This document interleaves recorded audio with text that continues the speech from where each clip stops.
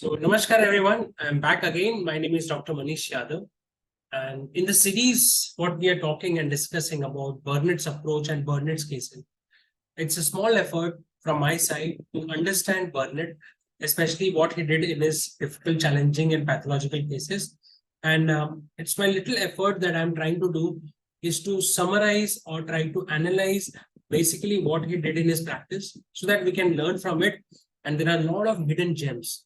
I hope you must have, before you come to this lecture, you already have gone through my earlier lectures of Burnett, because if you go through that lectures, then only this lecture is going to make sense.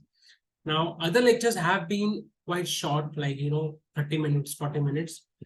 But this case which I'm going to discuss, chapter number 14, a complex case, a left ovary cancer and a tumor, basically left ovary tumor. And he says it's a complex case. So this case I'm going to discuss here. We're going to talk about it. We're going to learn something good, but it might take little long time in explaining this case. So I don't know. Let's see how it goes. If it takes a long time, then definitely I'm going to split this video into two parts and I'm going to place it part 1 and part 2. So let's see how it goes. Complex cases. Today, the scenario that we have with our homeopaths, even a newcomer who starts his practice, he also starts getting and seeing difficult, challenging, and complex cases, the mixed miasmatic cases, and complicated cases and spoiled cases, basically, or multi-organ affected cases. These cases are not that easy in clinical practice to solve. Rather, these are the cases which are called complex cases. And to solve these complex cases, we need a different mindset. We need to understand the homeopathic philosophy, and step by step, slowly and steadily, we can help these patients. So today we're going to discuss about such case, a case which is termed as a complex case. And you will see a lot of ups and downs in this case, a lot of change of prescription in this case. It's like a game of chess. He very nicely talks about in this case also. So managing complex cases sometimes or many times it is like a chess game. You have to keep thinking. You have to keep applying your mind. Sometimes you do certain things. Maybe many times you are wrong. Then you have to come back and do the right things. So with this short notice, short audio from my side, let's go back to the case. So directly jump out of the case and let's try to understand slowly and steadily each step. Okay. So this is a case of tumor of left ovary, chapter number 14, a complex case. 26 May 1882, a married lady, 35 years of age, tumor of left ovary, advised surgery. 2 children, emaciated, face numerous pimples, large, angry, inflamed follicles, some as large as steel, since 6 years. Month before her last baby was born, that is 12 years before, she was occupied pottering about in her greenhouse. Pottering means she was slowly, she was just moving about in her greenhouse and had uterine hemorrhage. Now, when you look at this and also other cases, what you understand, what I understood from Burnett's approach is that evolution of disease is very important. So patient has come to us for tumor of breast, tumor of ovary, or any ailments. It could be functional ailment, it could be any ailment. The attitude that we have is to understand the disease condition or the symptoms that he suffers right now, the pains and the agonies, to utmost depth. That's why we focus too much on present predominant totality, always we do. This is how I used to practice earlier. But now, after the knowledge of miasm and Burnett's approach and reading Henman's philosophy, horizon number 5, I realized that what we see right now is not the real disease. Many times it is in the backyard. The problem is in the backyard. So it is very important to go back and ask the patient first, how did the symptom evolve? How did the disease evolve? what was the first symptom, what disease that he went to a doctor or to consult or to pop in a pill or surgery? All the difficulties, all the diseases that he had in the past has to be evaluated, and you have to try go deeper and deeper, not in the sense of present predominant totality, but in the sense of evolution of disease in the past. So this is what he does, and in that he got one symptom, one condition, that she had a uterine hemorrhage 12 years before. She was just moving around in a greenhouse. A month before her last baby was born, maybe 7th or 8th months of pregnancy she was. Other things that she has is numerous pimples, large pimple. Now, pimple is certain thing now, like you'll enjoy. I really enjoyed the treatment of pimples in this case. Many times pimples comes and we are treating it as a local disease. We are trying to find out the symptomatology of the pimple. Is there itching? Is there pus? Is there bleeding? Some concomitants. But many times, the actual problem, the source of that disease that you see, the symptom that you see on the skin is somewhere else. So you'll understand this part. And this was one of the best learnings that I got in this class. Uterus very much enlarged, so much so that appears hard ridge above the pubis. And 3 or 4 times a week, patient has much yellow matter discharge from vagina. Now, yellow matter discharge from vagina, you can take it as maybe leukorrhea or discharge from vagina. Burning pain in the rectum, in the tumor, extending all times over left side of the abdomen. Worse at night. Burning pain bearing down on micturition. She describes as dreadful as the womb. And the womb is the seat of burning so intense that she say as if she were on fire. Menses regular but painful. She cannot stand erect because of the discomfort. She's been vaccinated 3 times and has used many vaginal injections. Liver is painful. She suffers from much dyspepsia. That's the case. That's the beginning data that we have. Now, what do we analyze out of this? What do we understand out of this? So, as I told you, even Hahnemann talked about the miasm at the end of his life. And 5th aphorism also talks about, fundamental cause. Burnett also talked about, and he was always looking for the soil, the past, what is there in the background. So when you look in the background, the data that we get here, what is the data that we get here? One is side affection. The left-sided is affected, number 1. So left-sided remedy, probably we will need. What's at night? The syphilitic manifestation is also there. But you can see a lot of psychosis also prevailing there. There are 2 miasms you can see here. Vaccinated. So whenever she's 3 times vaccinated, that directly gives you psychosis. Along with that, you also have uterus being affected. If you do not have, or you are having confusion regarding the miasm differentiation, psora, psychosis, syphilis, I have got a miasm lecture on my channel. You can just watch that lecture and you will understand how easy it is many times to differentiate the miasms. Psychosis, whenever we talk about psychosis means urogenital organs are affected. Like you read Medorainamin and will get the idea. So here we see, of course, side affection is there. There is also a tinge of syphilis, but majorly her predominant miasm looks like psychosis. She's been vaccinated, vaginal injections. Whenever any injections are given, toxic substance is given, that also can be taken as vaccination side effects. So 3 times she was vaccinated, vaginal injection were there.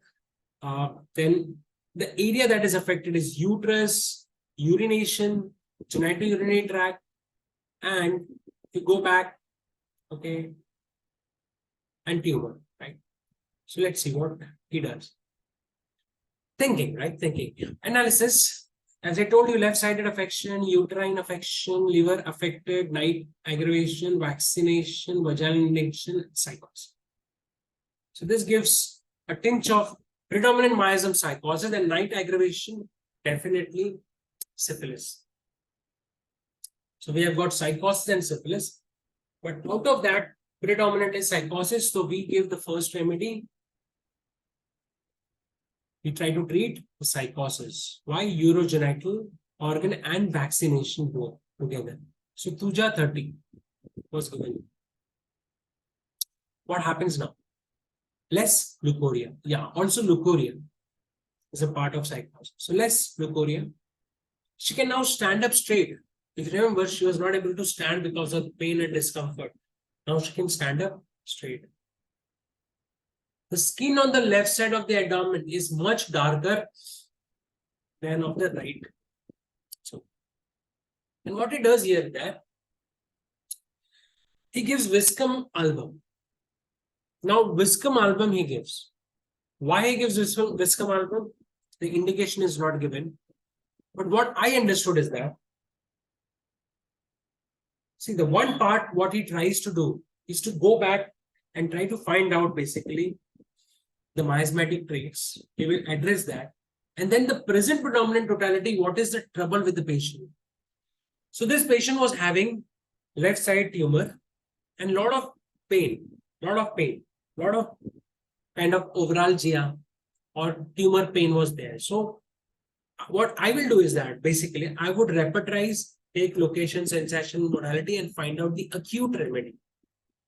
Maybe that liberty was not there with Burnett because he was not having a software. But yes, Burnett was more focused on these all stalwarts, so more focused on reading Materia Medica and finding out a drug.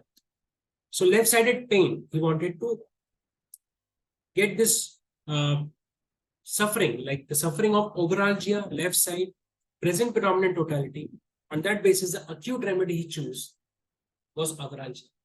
When you look at overalgia, for overalgia, when you look at viscum album, Boric it is written very nicely. Overalgia, especially left side in one sentence. And then, of course, metrorrhagia also.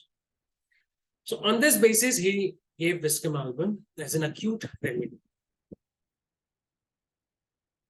Very great amelioration of facial acne. Now, this was very interesting.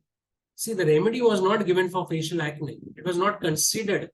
But what happened here is that facial acne got better. But the pain in the ovarian tumor is dreadful, hot, burning, worse at night. She complains of constant thirst. What happened here? What happened here? What happened here is the organ, the sphere of action was attacked by our remedy. The thuja, the psychosis, also attacked there because sphere of action of psychosis is there. And viscum album, though the pain would not reduce, but viscum album also here it worked as an organ remedy because sphere of action of overalgia left side, ovaries, acne reduced. Why? Because acne was a referred symptom of uterine disturbance. So this patient, if comes for acne, facial acne, and you keep giving some local remedies, it will not help until the disease inside, from where it is being referred. This is a reflection. This acne is actually a reflection of uterine disorder. So what I learned from this case is that now when a lady comes, and I have seen this, I have got not many, but few cases of pimples and acne in females. They do come. I don't entertain much, but they do come sometimes. And I have this habit of asking their organ affinities. There are other disturbances like liver can be disturbed, spleen can be disturbed, urinary tract can be disturbed. Which other aspects the organs are affected? Because acne, it's not just the acne, it can be any symptom on the skin, like the warts, like the eczema, like the itching. Sometimes it is the organ which is affected inside. The signs are from the affected one. So it's like the source of that facial acne was disturbance of uterus. So as the organ was addressed, acne reduced. But now what has happened? Night aggravation is too much. So what do? Taking on the totality, I assume that he again took the totality. Yeah? Complaints of constant thirst frequent, midnight aggravates, hot and burning, and a lot of other symptoms of, so arsenic all comes to the picture. I explained you why facial acne ameliorate. Uterine region, seat of action, reverse symptom. I explained. Next follow-up, it was is always thirsty. Pain in tumor is very bad and burning worse at night. So the totality remedy, acute, did not work. So guys, it is not that only we failed, the stalwarts also failed many times. So arsenic art on the base of totality did not work. Now what he found out was there was burning, and it used to especially get aggravated only in the night.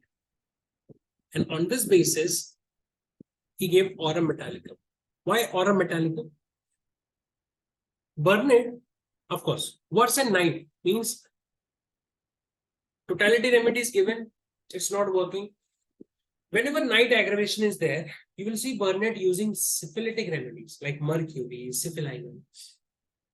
If you see a patient daybreak, like as the morning comes and aggravation is there, he will use specific medorinum. So there are certain key indications of the miasmatic remedies. So night aggravation, definitely an syphilitic remedy. Out of that syphilitic remedy, aurum metallicum was one of the favorite remedies wherever uterine affections were there. So bold remedy is basically a deeper organ remedy and especially uterine. Aurum mute natronatum, you will find aurum mute natronatum he used a lot in cases of uterine affections, uterine tumor, uterine cancer. So deeper pathology, you need a heavy remedy, heavy metal and syphilitic. On that understanding, aurum metallicum was given. What happens? There was some improvement in the pain at first, but she has gone back, except the skin of the face continues to get better. Uterus is rather smaller. The tumor is more defined. So it's not that the medicine is not active. Medicine is acting organopathically. Acne is reducing, means the load on the uterus is less. Uterus size is reducing. There is some definitely changes. Pain is also reduced, but it's not complete reduction. And now here he comes with Merck. Why Merck? Why Merck? And the reason is, again, the syphilitic tendency. Merck, when you read, Merck has a lot of tenesmus in the abdomen, a lot of tenesmus. See, overalgia, when you see ovarian pain is also kind of a twisting pain. This is what I'm assuming, but generally when there is tenesmus, anywhere in abdomen there is tenesmus, and syphilitic background is there, Merck is one of the beautiful remedies. It is used for dysentery and other things. But tenesmus is not mild pain, my dear friends. Of course, you can Google it and find out. Tenesmus means it's like twisting, cramping, twisting pain, severe pain. So syphilitic remedy, and then of course tenesmus, mercury. We could think of Merck Sol and syphilinum, but if we have some individualizing symptom, we can definitely use the other brother and sister remedies like Merck Sol, Merck Cor, Merck Iode. All those remedies can be used. If you read Hahnemann's chronic disease, Hahnemann advised for syphilis always give mercury, Merck Sol. But when you read Merck Sol and Merck Cor, even here you can see the individualization helps. The principle of individualization works at any level. Even if you give an organ remedy, you give a miasmatic remedy, the mater remedica has to match. The key to successful practice is, on whatever indication you're giving, please look at signs and symptoms and bold and italics, whatever is written in mater medica has to match. So Burnett used Merck Cor instead of Merck Sol, especially when tenesmus was there and syphilitic background was there. You can read Merck. Allen's keynote says syphilitic, kidney disease, especially mercury, Merck Cor is given in failures, renal failures, pride disease. There's a lot of tenesmus you can see with the stool, with the urinary complaint also tenesmus is there. Also very interesting is Merck Cor, you should read is that Merck Cor is also gonorrheal. So it is written very nicely, gonorrhea, second stage, grindage aggravation, night, great burning and tenesmus. Don't you think it matches everything? So our patient is psychosis plus syphilis plus urinary tract was also affected, uterus is affected, and burning is there, and night aggravation is there. So as in a patient, there are bimiasmatic, trimiasmatic patients. There are remedies also which are predominantly could be one miasm, but other miasms also written. I found many remedies like that in Mater Medica where they say it is a syphilitic remedy and psychosis. It is a psoric plus syphilis, psoric plus psychotic. So Mercor is not in and out a syphilis remedy, but you can find a tinge of psychosis also there. Now this really matches beautifully. You can argue why not this remedy at the first go? Yes. Maybe now, see, slowly, he was also treating, right? You know, slowly, he came to the point. Now, of course, now, if you ask me now, Mercor for me is syphilis plus psychosis. Now, my understanding of Mercor has increased. You know, if I will get such case where I'm thinking of syphilis and psychosis and these modalities are there, maybe I would think of giving Mercor directly. Correct. Master stroke. You know, this was a master stroke. And now, of course, you know why this was a master stroke. This is a master stroke because if you read Mercor, miasmatically, everything matched. Symptom-wise, everything matched. Individualization, everything matched. What happened? Pain in the side decidedly better. But she got cold and bad cough. Severe dragging from which brought pain back to less degree. Though it is less degree, but mild pain is there. But pain has subsided. She can now stand up straight, walk about with comparative comfort. Face, again, you see, much improved. This justifies, this explains that the face, the acne, was actually because of the disturbance of the uterus. So uterus is going down, symptoms are going down, face is getting down. Cough is very distressing. Now this keeps happening in these cases. Like, you know, it's not a smooth sailing ever in complex cases. You're treating the pathology, but patient can get any acute cough, cold, fever. He can get exposed. You know, he can get exposed. He can get drink something, environment. So cough, cold, fever should be tackled as an acute disease and give remedy on based on that. So he must have taken the totality and Dulcamara was given. What happened? What happened here?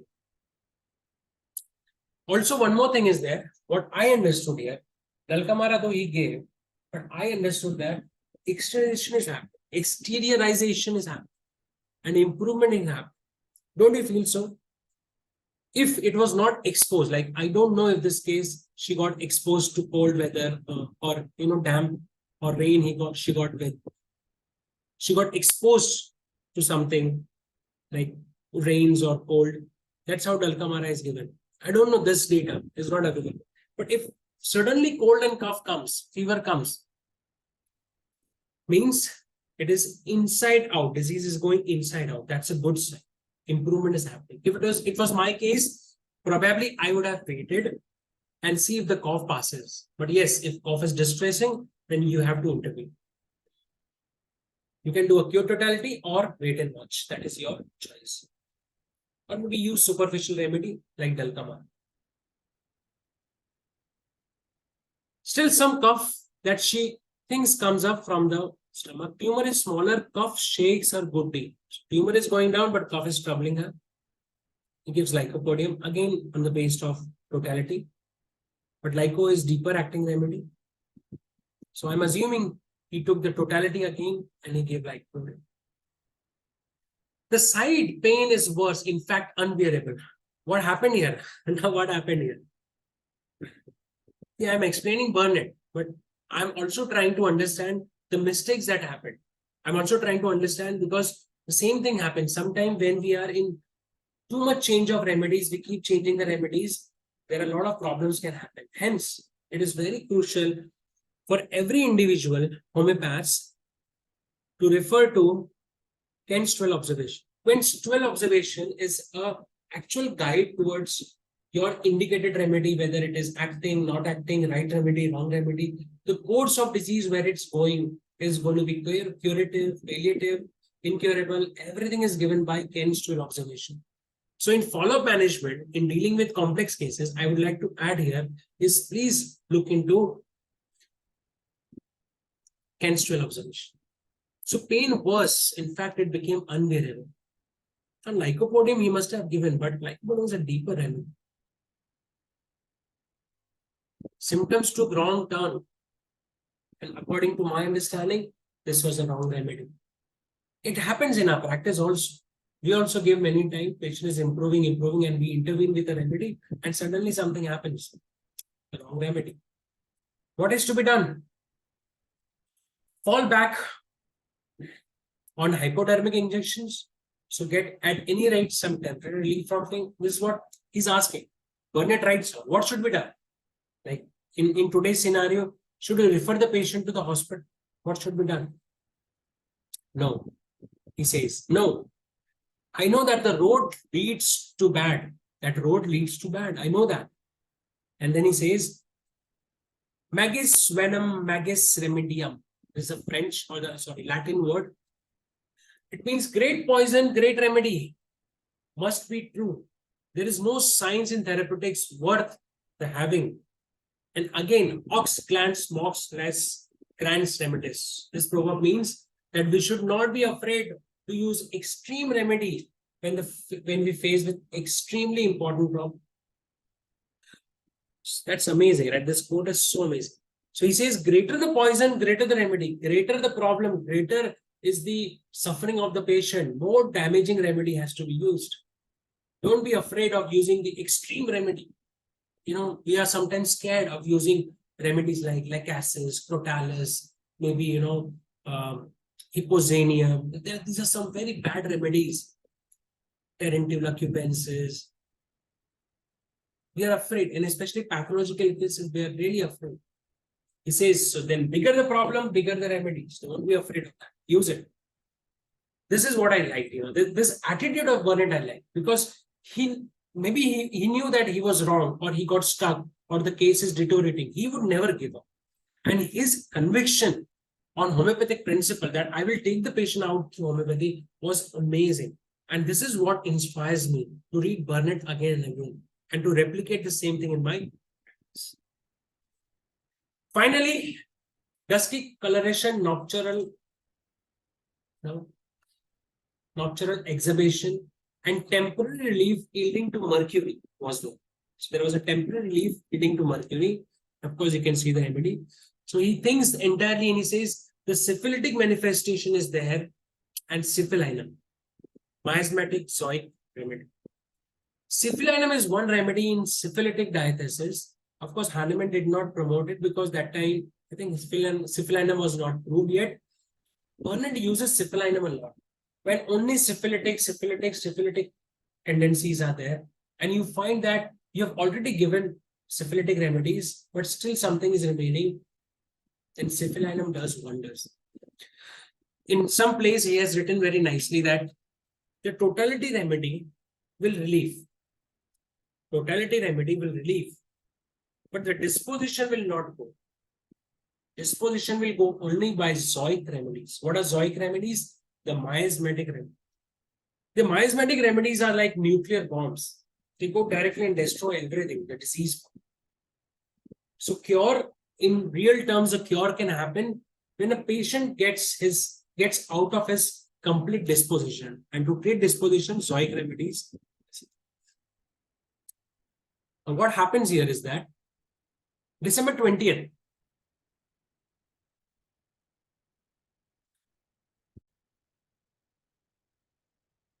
sorry, I lost the connection for a few seconds, but I'm again coming back. So we had this syphilinum. Now what happens after syphilinum? Face is vastly improved. Pain in the left side is better. It's getting much fatter. The patient is getting fatter. Now this is interesting. Okay, now something is really interesting going to come. Particularly in arms and the breast. And she now weighs this much. Less discharge. He gives Kali chlor. And you'll wonder why Kali chlor? You have to go and read. So I read Kali chlor. All Kali, when you read Kali's, in Allen's keynote, beautifully it is given is that inclined to obesity. Kalis are basically inclined to obesity. And that's how he uses. Now, what is happening with the patient is, as the patient is improving, slowly and steadily, the patient is going towards obesity. So when constitution changes, the physical constitution changes, we have got remedies. We have remedies when patients emaciated. Like, patient is emaciating, you think of emaciated remedies. When patient is getting obese, we have got remedies for indication. Means the physical constitution is changing, we need to change the remedy. So we have got remedies like inclined to obesity, Kali groups. Then we have got ammoniums. We've got many other which are inclined towards obesity. Calcarea, obesity inclined to, especially young age. So he thinks of Kali salts, which you can see in all Kali salts, like Kali bromatum also it is given inclined to obesity. Kali bichrome also it is given fat, chubby, short, check. So Kali group, if you read all the Kalis, all remedies are inclined to obesity. It doesn't mean that it cannot be given for thin patients. No, it can be. But yes, the disposition is towards obesity. So he starts thinking of Kali group, which Kali to give. And he chooses among his mathematical knowledge, Kali group. Now let's see what is written by Hughes. As far you have been listening to me, so you must have understood that Hughes pharmacodynamics was one of the bases of Burnett's remedy. Like, his mathematical basis was Hughes pharmacodynamics. Let us see what is written here. So if you read this Kali chlor, he talks about the Kali group and the chlor, oxygen and chlorine, other stuffs, theories. And then he says the practical men seem no less to believe the power of improving cachectic conditions, states of system, diseases as syphilis, phthisis, treatment of syphilis without mercury, and broken down constitution. Its power over stomatitis, I will state this in the words of Dr. Ringer, it is of significant service in mercurial and simple salivation in ulcerative stomatitis and apnea. It is particularly useful in ulcerations of edges or gums. The influence of chloride on this form of ulceration almost magical. In 1 or 2 days, it cleans the dirty looking sores and heals them in day or two more. It is said to cure follicular and phagocytic ulceration like chalk. So when you read Kali chlor, you get an understanding that Kali chlor is almost like a syphilitic remedy. It is a syphilitic remedy. Our patient is also psychosyphilitic. Now it is tending towards syphilic. So syphilinum was given, but with syphilinum, now patient is moving towards obesity. Amazing. The way he thinks is amazing. So now he thinks, okay, he's tending towards obesity. Which are tending obesity, inclined to obesity remedies or groups. One of them is Kali. Now, if you think of Kali salt, out of Kali salt, which one is syphilitic? And Kali chlor comes to the picture. Kali carb, Kali bichrome, Kali bromatum. If you read, Kali bichrome is syphilitic, but you don't find too much. Of course, Kali bichrome has different symptoms of sinusitis and discharges and all those things. But here it is not the condition. Here it is more deeper. You need a remedy like mercury, basically. That is Kali chlor. So Kali chlor is more damaging like mercury. So everywhere it is written, beautifully it is written, in syphilis, cancer, tuberculosis, treatment of syphilis without even mercury. So it can be given, this remedy can be given even in syphilis condition, pure syphilis condition, without any mercury preparation. What is written in boric? It's a chlorate of potassium, Kali chlor, chloricum. Acts very destructive on kidneys, producing copious nephritis, hemoglobinuria, parenchymatous nephritis with stomatitis. So stomatitis. Now stomatitis, ulcers in the mouth, you have so many times we have given mercury. We always think of mercury. I'll tell you, just 1 week before, I was troubled with one patient, a small child, maybe 6-7 years of age. The mother kept calling me and I was giving him tuberculinum. With tuberculinum, patient got better. But then he gets very big ulcer, in the tongue. Sorry, not in the tongue, in the mouth, in the gums. Okay, side of the, it keeps changing. Okay, earlier I gave some remedies and this condition was not improving. So what I did is that this time I asked him, tell me what is happening more. And the mother said he salivates. And on that basis, there's this two indication, ulcer, stomatitis and salivation. I give Merck salt. With Merck salt, completely the recurrent ulcers in the mouth of stomatitis heal. So we know from our clinical practice that stomatitis, one of the remedy is mercury. Mercury has great disposition towards stomatitis. So calichlor produces most ulcerative, acute ulcerative and follicular stomatitis, toxemia, hepatitis, septicemia, chronic nephritis. And yes, accurate secretion of saliva, stomatitis aphthous, gangrenous, and mercury. So it's a great remedy for. So I hope you understood why he gave. Tending towards obesity, syphilitic remedy, he did not leave the zoic, the miasmatic thing, he did not leave. He kept that syphilis in the background. And as she was getting obese, he thought of which is the obese remedy. Calichlor came to the picture and he gave that. Wonderful. What happens now? Pain in the side worse by night. Tumor is smaller, less discharge, which is now pale yellow. So if you see the pain is remaining, it is coming back, going up and down. But gradually, if you see the organ, the tumor is slowly and steadily getting reduced. The remedy might not be able to completely annihilate the pain, but the way he's prescribing on the sphere of action, on the miasmatic way, slowly and steadily, the tumor size is reducing. So many times it happens that the suffering of the patient, the looks, the pain, the agony, the restlessness may not improve to that great extent, but the pathology slowly and steadily improves. And this is what is very important, because once the pathology improves slowly and steadily, the superficial, the referred symptoms, the expression of the disease, that is the pain and everything, will reduce. What he does is that he repeats the last one again. After taking last mentioned remedy, the pain was better. Then I gave calichlor again, as a tumor had previously diminished under use. And he found out that after giving calichlor, the tumor size improved much more. If you see before also, when he had given syphilitic remedies, Mercor, if you remember Mercor has really acted. And now as the psychosis is going down, syphilis condition is getting up. So he's trying to find out a syphilitic remedy which matches the totality. Calichlor affected. So once the remedy is acting, he should not be hesitant to, he should not be in haste to change the remedy. So he repeats the same remedy. Burning pain has gone. Burning pain has again returned and she feels sick and thirsty. Give syphiline. Just syphiline. Discharge is much diminished.